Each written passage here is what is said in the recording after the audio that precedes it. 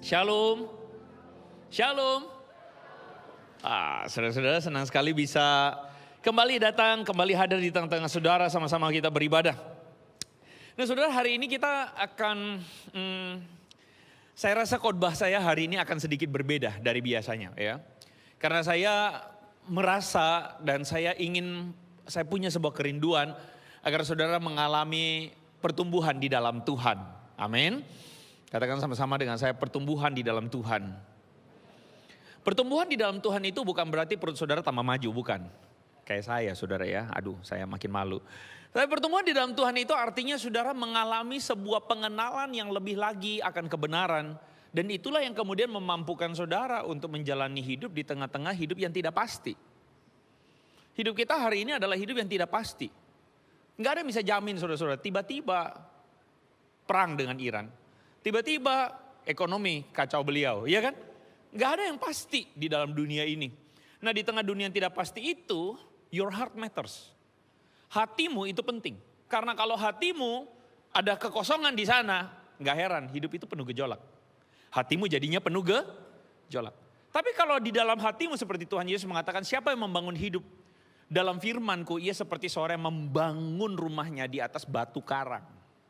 Artinya apa? Engkau punya keteguhan di tengah dunia yang kacau balau. That's why kenapa saya mau ngajak saudara untuk bertumbuh dalam pengenalan akan Tuhan. Dan hari ini mungkin apa yang saya bahas akan membuat jantung saudara copot. Kenapa begitu? Saya mengajak kita untuk sama-sama melihat, silakan ditampilkan slide saya. Yes, kita baca dulu satu ayat. Sama-sama, 1, 2, 3. Sebab itu kita yang dibenarkan karena iman, kita hidup dalam damai sejahtera dengan Allah oleh karena Tuhan kita, Yesus Kristus. Saya percaya saudara membaca ayat ini, saudara baca just plain, karena saya juga membacanya ya plain aja. Tapi what if, saya memulainya dengan video ini. Mari sama-sama kita dengarkan video beliau ini. Ada sebuah ajaran yang sangat-sangat berbeda dengan ajaran Yesus dalam perjanjian baru. Paulus mengajarkan bahwa manusia ini semuanya sudah kena maut. Dari mana? Dari dosa satu orang itu. Siapa? Istrinya Nabi Adam, ya Hawa. Jadi karena dosa satu orang itu, semua manusia keturunan Adam sudah mendapatkan dosa. Karena dosa itu menyebabkan maut, makanya manusia tidak bisa bersatu kembali dengan Tuhan. Makanya Tuhan harus menjelma jadi manusia Yesus, menebus dosa manusia. Ini pemahaman dari Paulus, ya. Tetapi Yesus yang diceritakan di dalam 4 gospel tadi, Matius, Markus, Lukas, Yohanes, Yesus mengajarkan kepada Bani Israel di dalam Matius pasal 23 ayat 1 sampai 3 bahwa ahli Taurat dan orang Farisi itu sudah menduduki kursi Musa. Artinya Oke, apa? Ini boleh diagak kelewat di tengah nggak? Di Musa. tengahnya aja langsung. Ke tengah. Orang Kristen begitu. Kalau orang Kristen yang menggunakan akal sehat dan bersih dari doktrin, otomatis dengan rumus tidak bertobat tidak masuk surga. Berarti kalau ada orang bertobat masuk surga masuk neraka. Harusnya masuk surga, betul kan? Tapi saya bilang, tapi Yesusnya belum disalib. Kalau Yesusnya belum disalib, orang bisa masuk surga, berarti sebenarnya Yesus perlu disalib gak buat tembus dosa orang manusia? Itu, sering orang terjebak dengan pertanyaan saya seperti itu. Oke, sampai di situ aja. Mikir, oh iya ya Kak. Ada yang pernah lihat orang ini? Sering. Yang sebelah kiri tadi, Pak Ustadz itu tahu ya? Tahu ya, cukup kondang ya. Nah sebelah kiri Ustadz juga tuh ya. Ya, dia adalah seorang yang tadinya tuh orang Kristen, agamanya Kristen, lahir dalam keluarga Kristen, lalu kemudian dia pindah server. Kenapa dia pindah server? Karena menurut pengakuannya dia menemukan banyak hal yang tidak masuk akal dalam ajaran Kristen. Ya, karena dia kebanyakan nonton video-video yang menyerang kekristenan. Sehingga di dalam slide ini, balik dulu ya, mana balik? Oke. Dia mengemukakan sebuah dilema yang dia bilang, kalau saya ketemu orang Kristen saya tanya ini biasanya mereka bingung. Dan setelah mereka bingung biasanya mereka akan pindah agama ke agama saya, begitu kira-kira. Jadi apa yang dilema yang dia munculkan tuh begini. Misalnya ada satu orang pada zaman Tuhan Yesus mendengarkan Yesus itu berkhotbah. Ya Yesus kan berkhotbah juga kan ya. Ketika Yesus mengabarkan bertobatlah sebab kerajaan Allah sudah dekat. Nah orang ini bertobat. Nah pertanyaan dia. Orang yang bertobat ini minta ampun sama Allah ini. Waktu mendengar Yesus itu diampuni gak dosanya?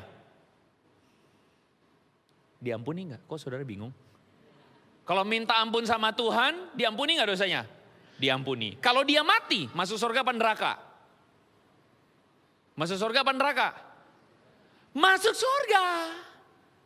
Dia masuk surga sebelum Yesus mati di kayu salib. Berarti orang masuk surga perlu enggak Yesus mati di kayu salib? Menarik ya saudara ya. Saudara dengar itu, saudara langsung merasa, iya juga kan, betul nggak?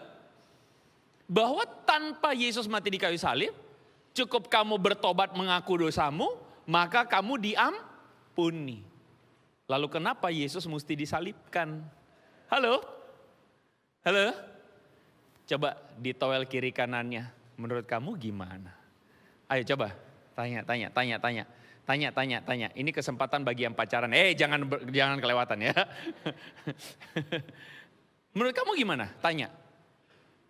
Bagaimana saudara menjawab pertanyaan yang seperti ini? Saudara-saudara, saya percaya bahwa sangat mungkin orang Kristen itu jadi bingung ketika menghadapi pertanyaan yang kayak begini. Kenapa? Ya karena dalam hati kita yang paling dalam, Anda dan saya pasti sepakat. Tuhan itu pemurah dan penuh kasih setia, setuju? Kalau Anda baca Alkitab, Anda akan menemukan bahwa Tuhan itu adalah Tuhan yang penuh dengan kasih setia. Dia penuh dengan belas kasihan. Ketika kita datang kepadanya, apalagi dalam ketulusan meminta ampun dalam pertobatan, Tuhan mengampuni kita. Amin. Nah, disinilah masalahnya. Tuhan itu jadinya mengampuni kita karena kita minta ampun atau karena Yesus mati di kayu salib. Halo? Hati-hati loh.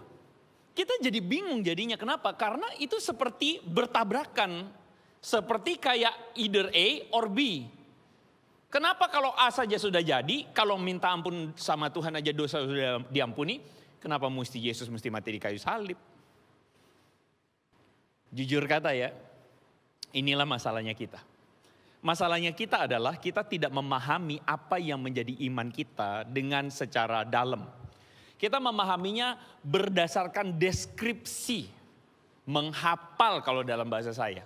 Jadi kita tuh kadang-kala percaya Tuhan berdasarkan hafalan tanpa memahaminya. Dan itulah sebabnya kenapa hari ini saya ingin mengajak saudara untuk betul-betul yuk kita sama-sama naik level. Amin. Katakan sama-sama dengan saya, naik level. Maksudnya naik level apa? Sama-sama kita belajar kebenarannya dengan lebih benar.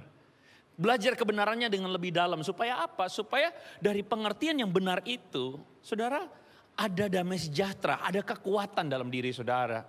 Karena pengertian yang salah sekali lagi, itu mengakibatkan hidup saudara banyak kacaunya. Tapi pengertian yang benar akan firman Tuhan itu akan menjadi pandu saudara. Makanya kan Alkitab bilang firman itu adalah terang bagi jalan kita, betul nggak?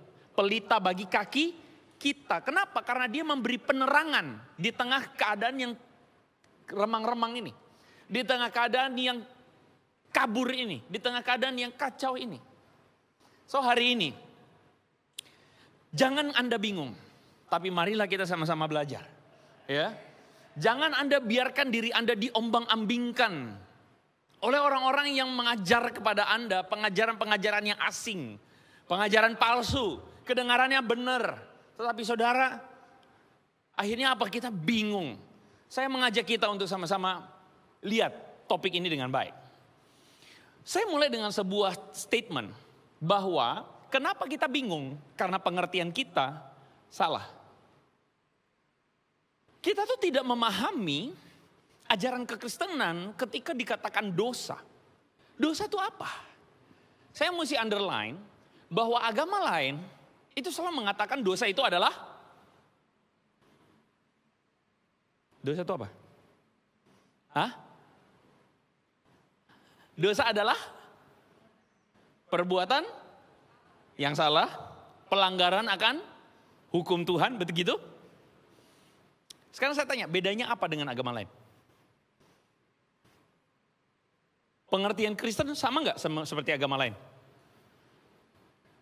Sama nggak? Kalau pengertian Kristen sama dengan agama lain, selesai, tamat saudara-saudara. Kita udah pindah agama aja. Kenapa? Ya benar kata si Dondi tadi itu. Kamu minta ampun aja kan? Udah diampuni. Kenapa Yesus mesti datang menyelamatkan kamu? Gitu loh. Paham? Jadi pengertian dosa itu tidak sesederhana perbuatan jahat. Atau tidak sesederhana pelanggaran hukum Tuhan. Pengertian dosa lebih dalam dari itu. Kalau kita ngomongin dosa, maka kita harus ngomongin tentang kejatuhan manusia dalam dosa. Itu apa yang Alkitab katakan yang pertama tentang dosa itu sendiri. Saudara, manusia jatuh dalam dosa karena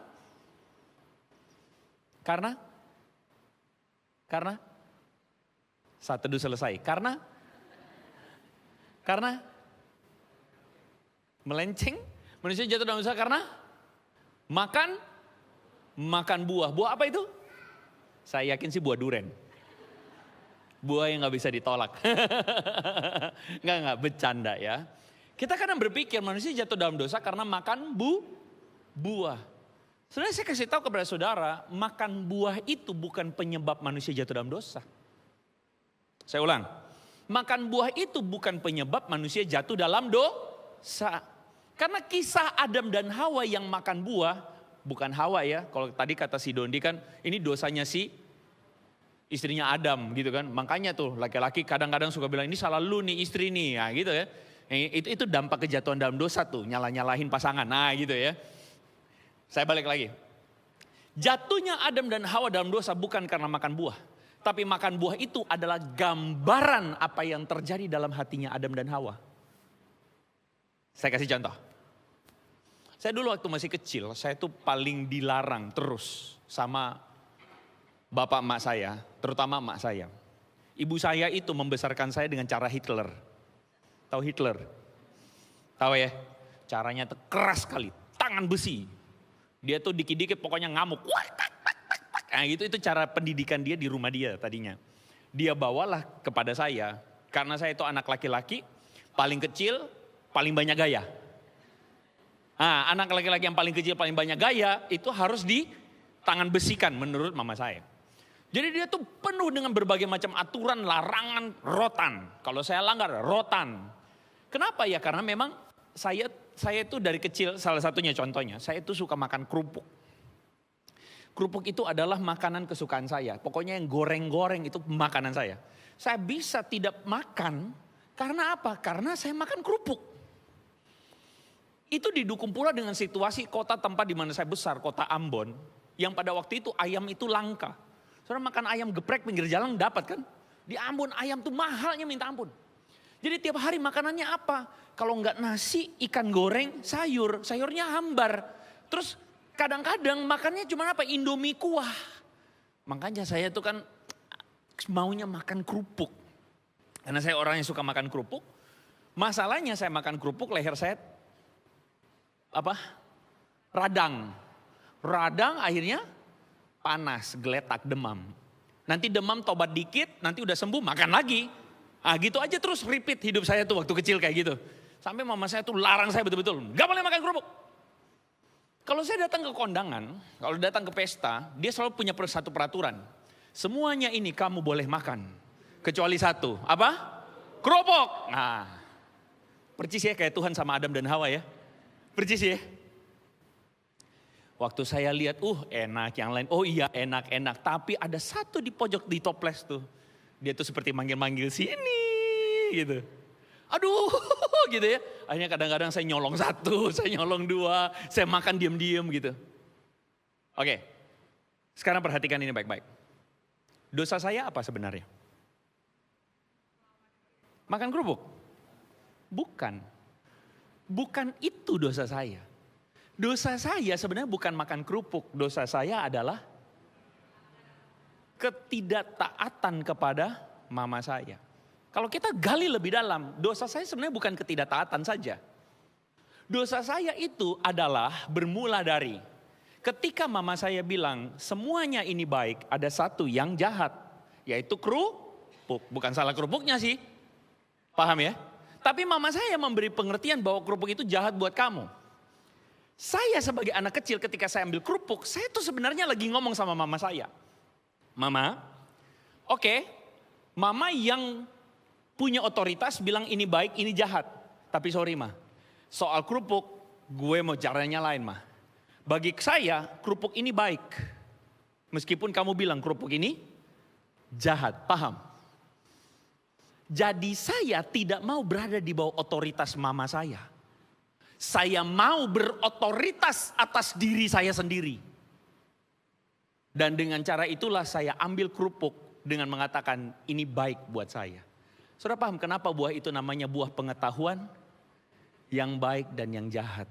Karena buah itu menjadi lambang ketika kamu memakannya, kamu menjadi seperti Tuhan. Kamulah yang menetapkan mana yang baik dan mana yang jahat buat dirimu itu dosa. Dosa itu apa? Dosa itu semua bermula dari ketika kita yang tadinya harusnya diciptakan di dalam ketundukan kepada Tuhan, di dalam hati kita mengikuti kebenarannya Tuhan, kita tuh memilih jalan kita sendiri. Halo? Halo? Saya mengerti itu dosa. Dosa itu adalah ketika hati kita cuman mau melayani dan mengikuti pengertian kita, perasaan kita, kebenaran kita. Itu dosa. Jadi dosa itu bukan tindakan. Seperti kata si Donditan tadi maksudnya. Dosa itu bukan tindakan. Dosa itu bukan apa yang dikatakan agama-agama lain. Oh itu tindakan. Kekristenan memandang dosa lebih dalam dari tindakan. Dosa itu soal hati. Katakan sama-sama dengan saya, hati. Dosa itu soal hati. Di mana hati kita yang tadinya terhubung dengan Tuhan. Karena kita diciptakan segambar serupa dengan Allah. Halo, are you with me? Kita diciptakan segambar dan serupa dengan Allah, kita terkoneksi dengan Tuhan. Ku terhubung denganmu, selalu melekat di hatimu. Saudara dapat maksudnya? Jadi saudara tuh berada di bawah otoritas Tuhan. Adam dan Hawa berada di bawah otoritas Tuhan. Dan ketika mereka memilih apa yang baik dan yang jahat buat diri mereka sendiri. Dengan kata lain mereka mau bilang, oke Tuhan, cukup sampai di sini kisah kita. Berakhir di Januari. Betul enggak? Apa maksud saya? Makanya mereka keluar dari Eden. Saudara paham? Keluar dari Eden itu bukan karena Tuhan tantrum. Tapi keluar dari Eden itu adalah pilihan manusia yang tidak mau berada di bawah otoritas Tuhan. Saudara paham maksudnya? So mereka memilih keluar dari Eden. Karena tadinya mereka itu shalom sama Tuhan. Saudara, apa itu shalom? Apa itu shalom? Damai sejahtera. Apa itu damai sejahtera? Rasa happy. Salah. Shalom itu tidak tergantung perasaanmu. Shalom itu adalah keadaan nyambung, harmoni dengan Tuhan. Harmoni bukan busway ya. Shalom itu artinya damai sejahtera dengan Tuhan. Saya ingat waktu saya masih SMA, ada teman yang bilang, doain besok bro, doain gue. Apa tuh? Besok gue mau nembak si Tuti. Hah? Lu jadi nembak si Tuti? Bukannya lu dekat juga dengan Susi? Iya, tapi setelah belakang ini gue doain dua nama ini. Pas gue sebut nama Tuti, ada damai sejahtera di hati gue. Kristen banget cie gitu ya. Itulah tuh. Oh, damai sejahtera itu damai sejahtera apa sih? Damai sejahtera ketika abang Gojek datang sebelah, kita damai sejahtera. Itu damai sejahtera. Damai sejahtera itu bukan perasaanmu.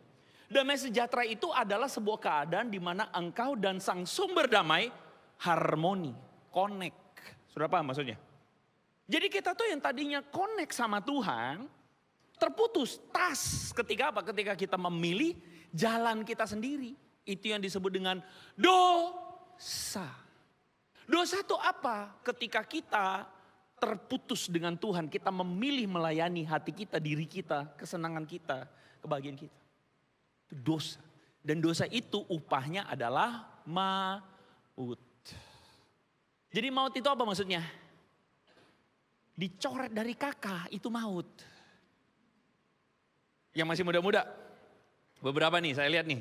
Ada Gen Z, Gen Alpha, habis Alpha apa? Beta masih diorok ya. Yang masih muda-muda, kalian tahu kan bercandaan bahwa hukuman terbesar orang tua kita itu apa? Dicoret dari kakak, betul nggak? Ketika apa? Ketika orang tua kita udah nggak nganggap kita anak, itu tuh sebenarnya hukuman terbesar. Hukuman terbesar bukan uang jajan kita diambil. Halo? Hukuman terbesar tuh bukan kita nggak dikasih jatah makan, bukan. Hukuman terbesar bukan kita di rotan loh. Maka saya bilang pengertian saudara mesti penting.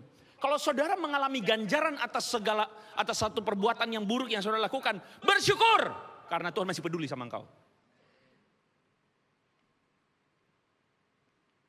Karena bisa jadi hukuman Tuhan adalah berkat Tuhan.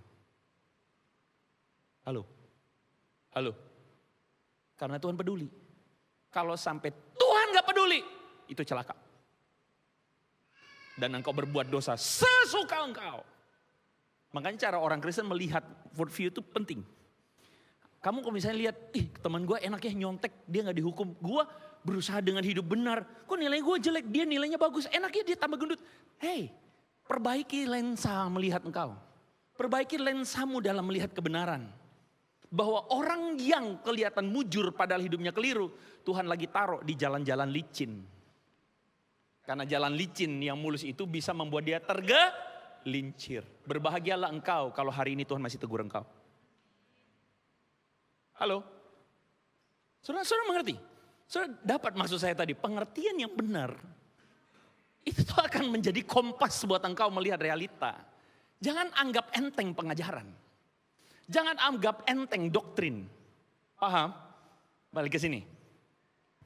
Jadi saudara-saudara, manusia yang harusnya shalom itu putus hubungan sama Tuhan. Makanya manusia keluar dari Eden.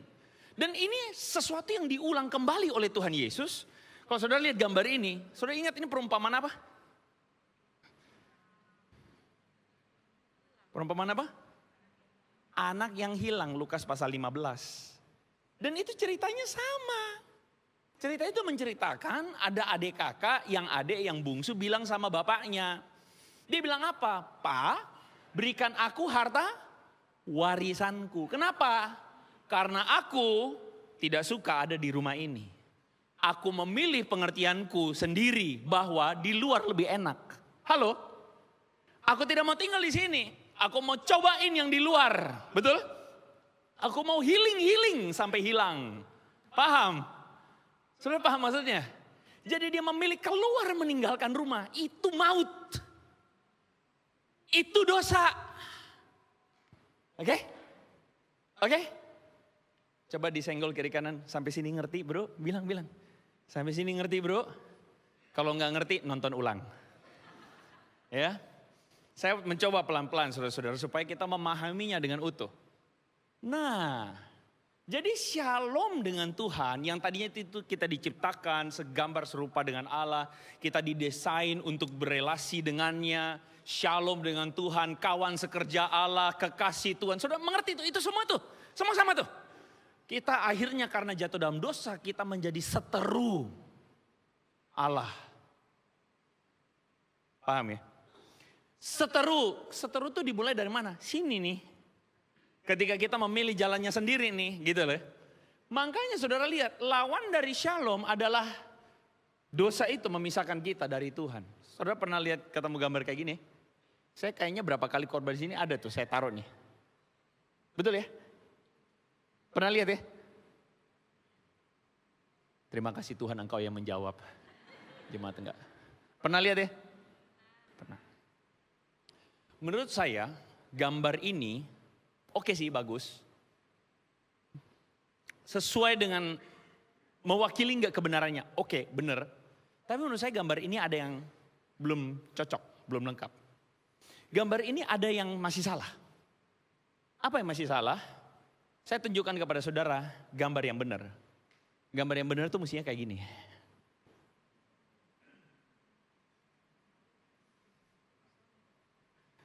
Ada yang begini-begini, ada yang kayaknya sama aja. Saya ulang ya. Ini tadinya before. After. Coba tatap mata saya. Saya mau lihat mata-mata yang mengerti dan tidak mengerti. Oh, pura-pura doa Tuhan. Saudara paham maksud saya? Apa bedanya? Apa bedanya? Arah berjalan manusia itu. Saudara, gambar ini kelihatan lebih berprasangka baik. Bahwa manusia itu mau ketemu sama Tuhan, betul ya? Karena dosanya banyak, makanya dia gak bisa datang. Betul ya? Saya bilang, kalau Anda belajar doktrin dosa beneran, ini gambar salah. Karena gambar yang benar, dosa itu membuat kita menjauh dari Tuhan. Dosa itu yang lebih celaka, bukan kamu bunuh orang. Itu salah, gak boleh.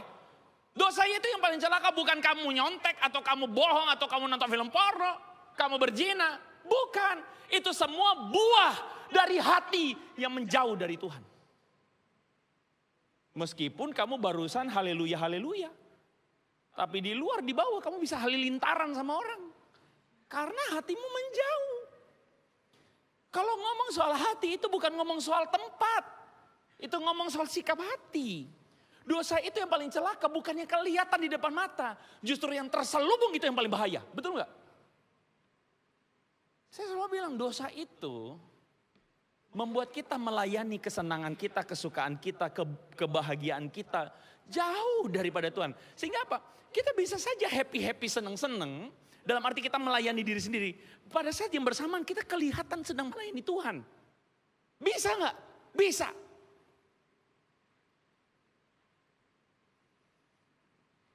Saya lupa deh, saya pernah cerita di sini atau enggak. Tapi satu kali saya pernah cerita di sini. Saudara ingat gak cerita waktu saya ke Thailand, jadi si supir taksi itu di atas dashboardnya ada 4 patung tuh. Ada ingat gak? Nah, ada beberapa yang masih bengong. Gak apa-apa. Jadi patung pertama si Kuan Im, patung kedua si Julaihut, patung ketiga si Tuhan Yesus, patung keempat Bunda Maria. Terus saya tanya, kamu nyembah yang mana? Doa kemana? Dia bilang, 4-4-nya gue doa. Kok bisa? Iya, gue doa kepada semuanya. Kenapa? Karena kalau gue doa ke Kuan Im gak jawab, masih ada Julaihut. Masih ada batas cadangan kan, ada cadangannya. Kok Julaihut gak jawab, ada Tuhan Yesus yang jawab. Kalau Tuhan Yesus kagak jawab, masih ada Bunda Maria. Ntar Bunda Maria bilang Yesus, sus, jawabin tuh. Nah, kalau saudara lihat realita itu, menurut saudara, Tuhannya si supir ini siapa? Banyak orang pikir, oh Tuhannya tuh si Bunda Maria. Kenapa? Karena yang paling terakhir. Salah bro. Tuhannya dia adalah dirinya sendiri. Karena dia cuma menjadikan Tuhan-Tuhan itu untuk melayani dirinya. Dan saudara lihat gak? Berapa banyak orang yang beragama hari ini sebenarnya sedang menuhankan dirinya sendiri. Setuju? Itu yang saya bilang, hati kita menjauh dari Tuhan. Meskipun kelihatannya engkau sedang dekat dengan Tuhan. Makanya Yesus bilang, bangsa ini memuliakan aku dengan bibirnya, tapi hatinya jauh daripadaku. Itu kata itu mengerikan saudara-saudara. Kata itu tuh dengan sangat blak-blakan. Gak ada tedeng aling-aling menunjukkan realita hati kita yang sebenarnya kelihatan religius, tetapi sebenarnya kita tuh melayani diri kita sendiri. Makanya kekristenan mengajarkan surga tidak sama seperti agama lain. Kekristenan tuh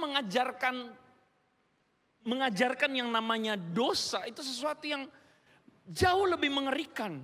Dosa itu bisa mewujud kepada apa? Mewujud kepada bentuk-bentuk yang bahkan kelihatan rohani.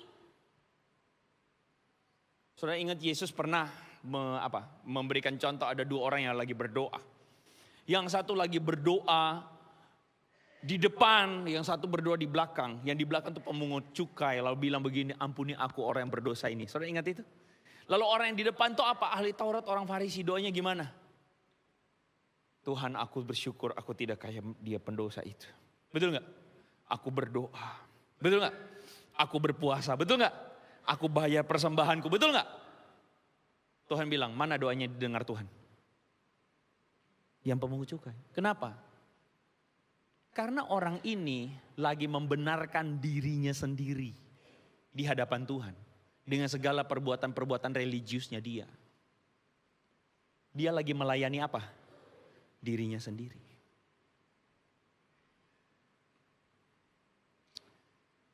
Makanya hari ini saudara perhatikan ini baik-baik.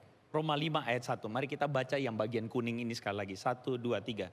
Sebab itu kita yang dibenarkan karena iman. Saudara mengerti maksudnya itu? Kita diselamatkan karena iman. Kenapa? Karena kita dibenarkan. Bukan kita membenarkan diri kita sendiri. Dengan perbuatan-perbuatan kita. Kita dibenarkan karena keselamatan dimulai atas inisiatif Allah. Keselamatan dimulai dari kasih karunia Tuhan. Itu kekristenan. Kita tidak akan pernah bisa ketemu agama lain yang mengajarkan keselamatan kamu dapat dimulai dari Tuhan dulu yang kasih. Gak bisa. Agama lain mengajarkan kamu berbuat ini dan itu dulu baru kamu dapat. Enggak, kekristenan gak ngajar itu. Kekristenan bilang bukan manusia berdosa yang cari Tuhan, Tuhan yang cari manusia berdosa. Mau tepuk tangan buat Tuhan. Surah apa maksudnya? Dari situ Anda bisa melihat bahwa kalau kita menaruh kepercayaan kita atau menaruh harapan kita pada kebenaran ini, BBM boleh naik, zaman boleh susah. Kamu percaya satu hal, Tuhan mengasihimu dan itu gak akan pernah kurang. Itu loh. Jadi engkau tidak ada dalam sebuah drama-drama yang kau lihat di sosial media hari ini. Sambil bermimpi-mimpi kayak nonton drama Cina, ntar gue kawin sama konglomerat. Enggak. Dengan keadaanmu hari ini engkau bisa tenang, kenapa? Karena Tuhan bilang siapa di antara kamu yang bisa dengan kekhawatirannya nambah sahasta.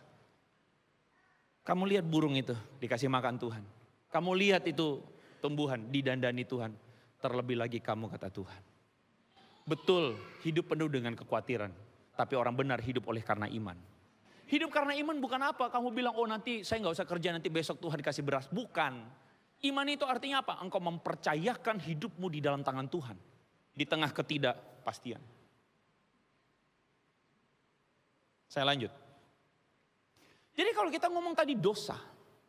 Dosa itu masalahnya adalah karena relasi dengan Allah putus atau rusak. Maka pembalikan dari dosa adalah keselamatan. Keselamatan itu jangan saudara pandang bahwa saya masuk surga. Bukan. Keselamatan itu adalah relasimu sama Tuhan pulih. Itu keselamatan. Karena keselamatan lawan dari kematian. Keselamatan itu adalah relasi yang shalom dengan Tuhan. Shalom.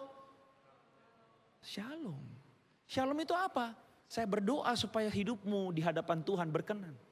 Saya berdoa semoga hatimu terkoneksi dengan Tuhan. Saya berdoa bahwa kebahagiaanmu hari ini bukan kebahagiaan yang dikasih dunia. Kebahagiaan yang datang dari Tuhan. Kenapa? Karena engkau hidup di hadapan Tuhan. Kita harus memandang keselamatan itu dari perspektif bagaimana orang Israel memandang keselamatan. Orang Israel itu memandang keselamatan identitas mereka itu. Kalau saudara perhatikan, tiap tahun mereka akan melakukan satu hari raya besar. Namanya adalah Yom Kippur. Yom Kippur itu ada dalam satu hari raya besar yang namanya Pesak. Pesak itu apa? Paskah. Kita mau masuk Paskah nih ya. Saudara tahu bedanya Paskahnya Kristen sama Paskahnya Yahudi apa?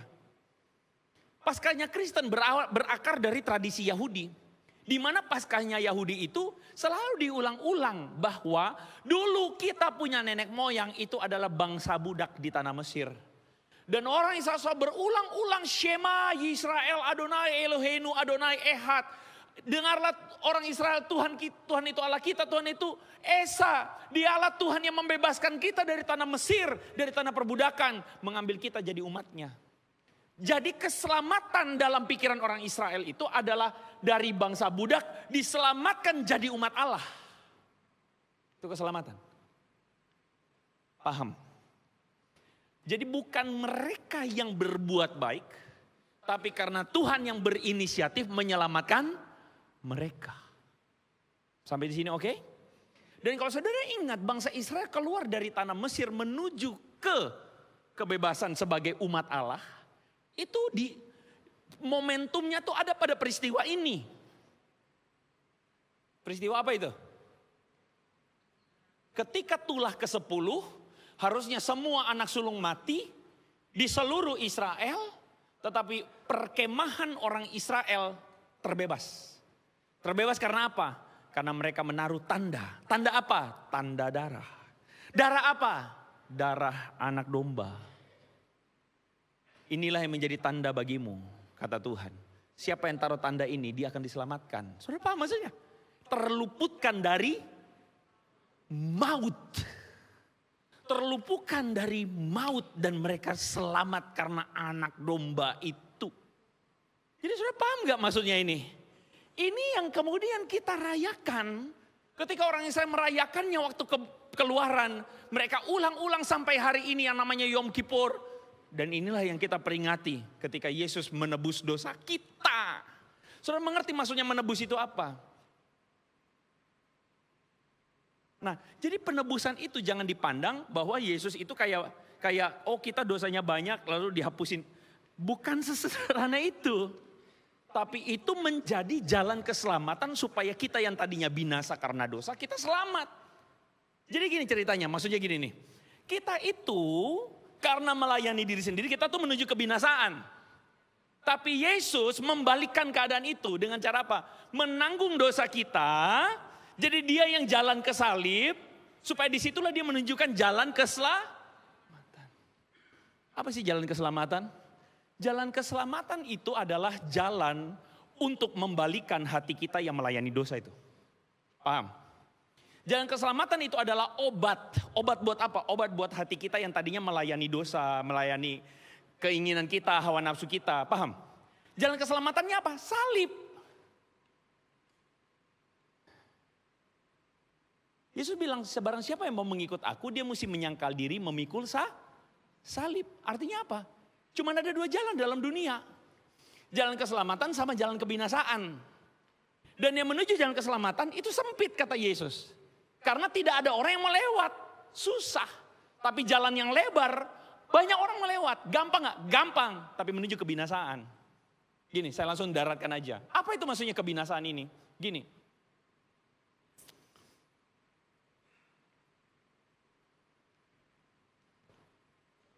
Dunia kita susah, betul? Dunia kita susah. Makanya orang berlomba-lomba supaya dapat hidup yang aman, betul? Tapi apa yang terjadi? Pada kenyataannya dunia kita berubah sehingga orang pada akhirnya apa? Khawatir, penuh dengan kekhawatiran. Ketika engkau membiarkan hidupmu penuh dengan kekhawatiran, engkau sedang menghidupi kebinasaan sebenarnya. Kenapa?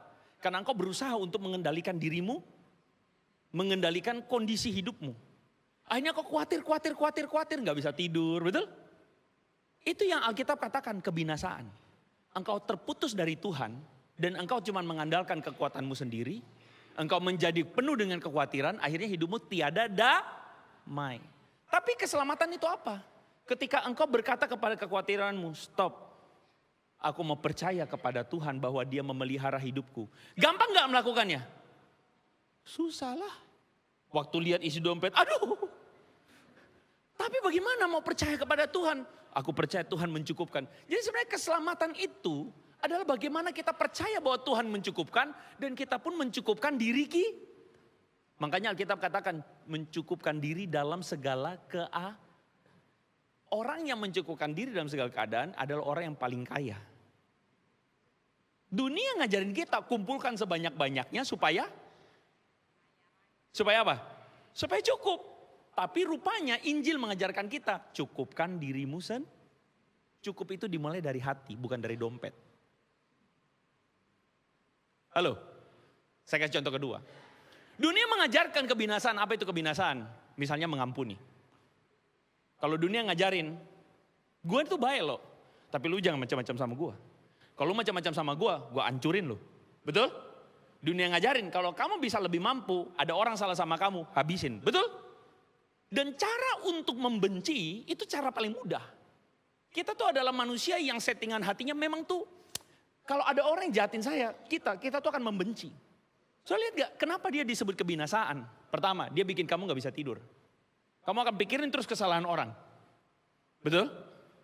Kenapa ya dia jahat sama gue padahal gue udah baik sama dia. Yang jahatin kita tidurnya, kitanya gak bisa tidur.